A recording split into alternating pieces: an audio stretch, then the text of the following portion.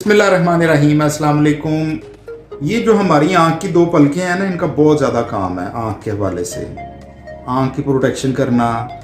आँख जब हम झपकते हैं तो आँख के ऊपर जो ज़रात, कोई कचरा, कोई मिट्टी के ज़रात या इस तरह की कोई चीज़ होती है, जब ऊपर वाली आँख झपकती है तो नीचे ला के उसको इकट्ठा करके उस कचरे को सुराखों के रास्ते गले में चला जाता है वो पानी।